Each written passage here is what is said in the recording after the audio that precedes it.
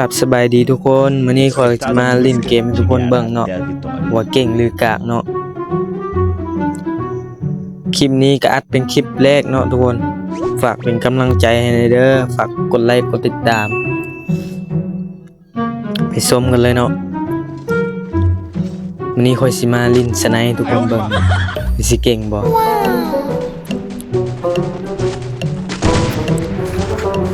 ยิงต่ำแต่จะประมาณนี้เนาะว่าลงลิ้นตัวจริงนี่ว่าสิลิ้นเก่งอยู่บ่ว้าวบนถามมาลุ้นกันเนาะตัดไปภาพที่ตอนลงเลยเนาะอีลงอย่างที่แอกๆแน่หน่อยนึงเนาะทุกคน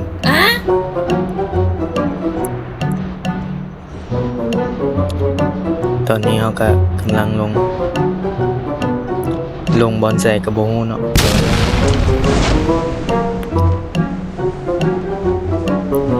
บ่ถึงเนาะทุกคน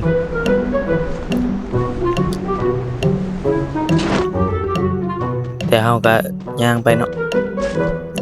ไปหาเก็บเครื่องก่อนสิไปซันเฮาก็ฟาร์มเครื่องให้ที่เรียบร้อยเนาะทุกคนเขาเงินหลังนี้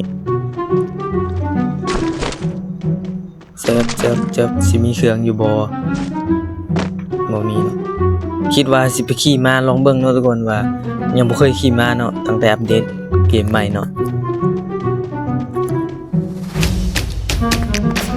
เพื่อสิเข้าเล่นเกมก็เป็นทิศ2-3 ทิศพุ่นแหละอันนี้ก็อัดคลิปเป็นครั้งแรกเนาะขี่มาเจ็บอีก็คือในหนังอยู่เนาะขี่มาเท่ขี่บ่เป็นเนาะทุกคนตำนั้นตำนี้โง่ลำบากกูลงดีกว่าหาเก็บเครื่องกันเนาะทุกคนหายากสไนเนาะ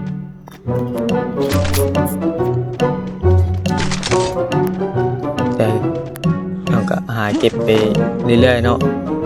ไปสิพบสไนบ่เจอคาเนาะทุกคนลินอีกแล้วแบบนี้สิเก่งของเขาอยู่บ่ก็ทุกคนก็ฝากกำลังใจเนาะ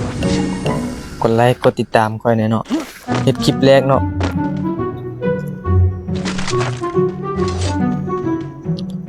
เจอลูกซองได้ลูกซองละลงบอลบ่มีคนเนาะทุกคนฟาร์มเครื่องครับฟาร์มยากฟาร์มซาเครื่องที่อยากได้นะหายากที่เบื้องหลังนี่มีสัญญาณโคตรกากเนาะบนนึงดีบนนึงกากเนาะ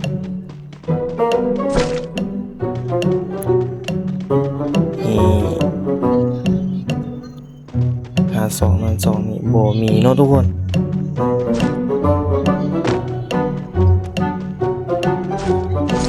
เก็บเหรียญมาสิขี่ม้าไปเลย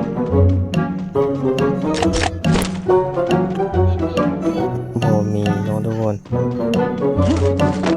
ทำเรื่อยๆคันมีก็ได้ลิ้นเนาะบ่มีก็บ่ได้ลิ้น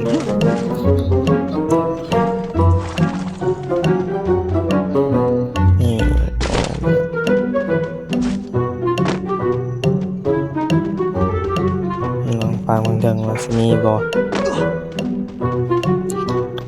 เหมาะกับมาโอ้ตาย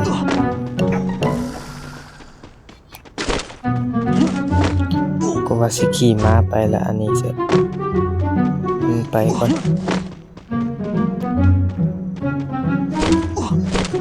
เครื่องก็บ่เห็นเลยหายากแท้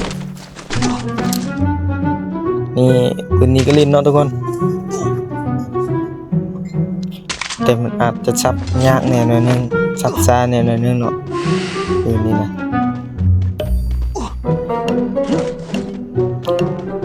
ได้เวลา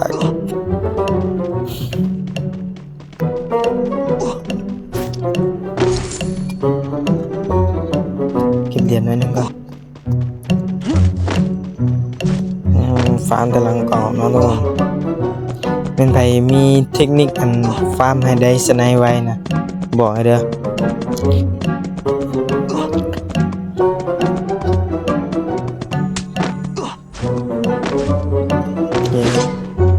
เบิ่งสไนอยู่ตู้นี่ก่อนว่ามีบ่คันมีว่าสิเปิดเอาเนาะ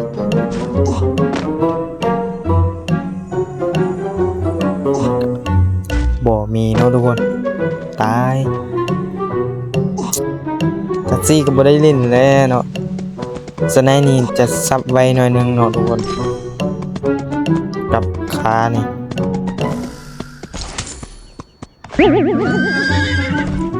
เริ่มเรียนโอ้ยากแท้ขี่มานี่ยากแท้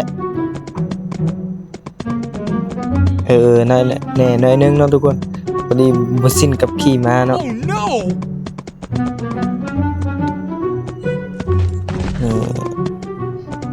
โอ้เจ็บ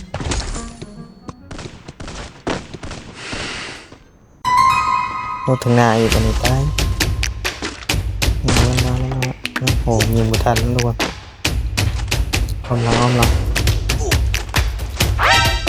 ปั๊บตอนนี้นี่มาหนึ่งแตกเอาดู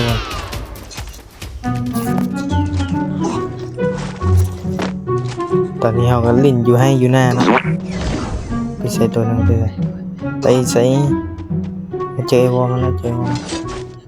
เก็บเครื่องกันแล้วกันโอ้เจ็บเกือบตายนี่แหละตาย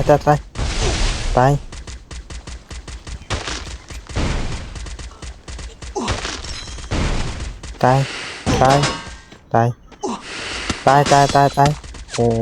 เกือบตายมาลุ้นกันเนาะว่ามันกับข่อยว่าใครสิตายเหมือนกันเนาะบ่พันยาเองนะว้าวตายข่อยตายน้ำมันเนาะทุกคนโอ้ตายเกิดใหม่โอ้บ่กลับละเราสิกลับไปเกแคนเอายามันเอาไปประมาณนี้ลงไปก็โดนยิงโอ้ตายเนาะทุกคนจะตายโอ้โหนี่ครับ Double kill Oh no เกือบตายเนาะทุกคน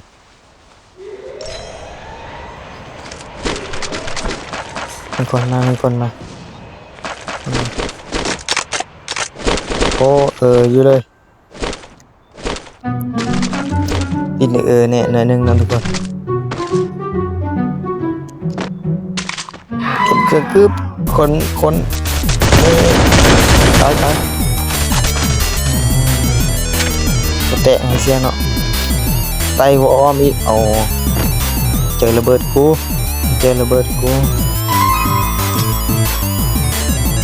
บึมแตกแล้วเนี่ยแต่ก่อนหน่อยนึงว้าว เกี่ยวไปบังหามึงเดี๋ยวมึงสิตายหมด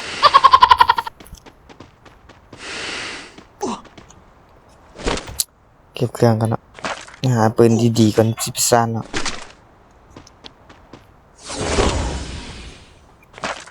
จับเอา AK ก็นี่สิบุลินแล้วเนาะสนายเนาะ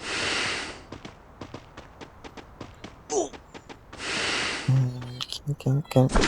เอาให้ฟูลป่ะให้ฟูลกลับเอาให้ฟูลเปลี่ยนใจ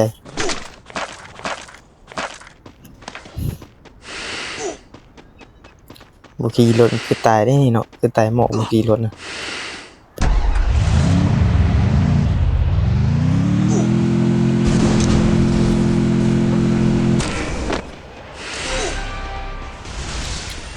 เบิ่งว่าสิมีคนอยู่บ่เนาะ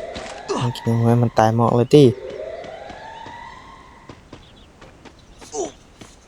ขี่รถไปดีกว่าโอ้